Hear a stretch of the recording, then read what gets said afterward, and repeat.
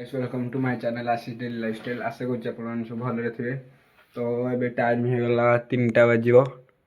तो टे हालिया सकाल जाइलु रनिंग आसिक शोई पड़ी पूरा हालिया।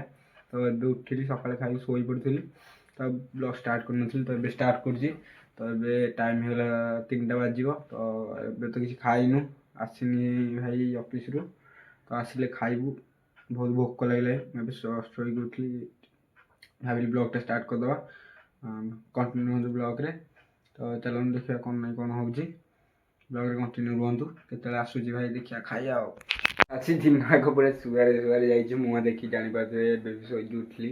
एबे टाइम होगला 6टा से आसला हरी भाई खाई सी जा तार गोटे कम कौन ऑफिस संध्या होगला पूरा जीवा बाहर टिके रुहतु। तो ये आने को जीव पा देखु आमर 2टा डब्बा ये डब्बाटा देखो पूरा खाली आ गोटे डब्बा देखो बाहर थुआई से पूरा खाली। एबे जीवु पानी आने को सका गोटे पा पियार अच्छी गोटे डब्बा थुआई ये भी पूरा खाली। तो देखो बाहर पूरा संध्या होगला पूरा संध्या। तो मालिक बाहरी पड़लु ए पानी आने पूर्व टे पेट पूजा करने।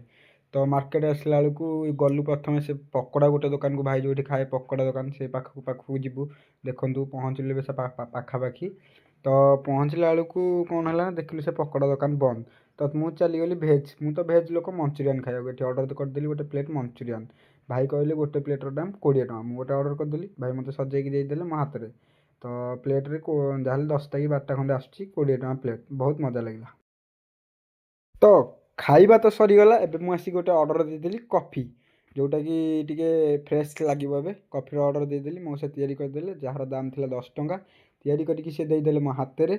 मुझे टेस्ट कर टेस्टा तो एवरेज अच्छी से 10 ଟଙ୍କା हिसाब से ठीक अच्छी। तो बढ़िया लगे कम सारिकी मत डाकिदेला तलू कि तलू आ घर ताला पकई। तो घर ताला पकईदेली जोड़ाक बोतल पा ना। तो जाऊँगी तलू को नहीं जोड़ाक बोतल पा आस 2टा आज सरी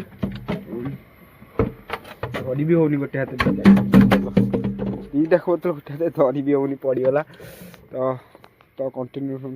तो आम आसिक पहुँची गलु बजार में एवं जाऊँ जो पा मिलूँ कारण ये गोटे जगार पा पूरा बोतल दिया हुए भल पा पूरा आक्वा गार्डर पा।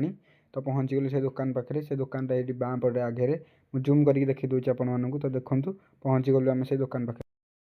तो आसिक पहुँची गलु से दुकान पाखे देखो से बोतल लोड होम पा एमती 2टा बोतल आम पा नबू ये पूरा पूरा पा को फ्रेश कर पूरा फिल्टर करके दिहे जगार से पूरा मेसीन फेसीन अच्छी पूरा फ्रेश करके दिहे जगार पा आपको पीवा बढ़िया पा नहीं पलि आसलु रूम को पा आणलु खाई पी पलि आसलु आ घरे यदि इच्छा हे राति कौन खाइबू।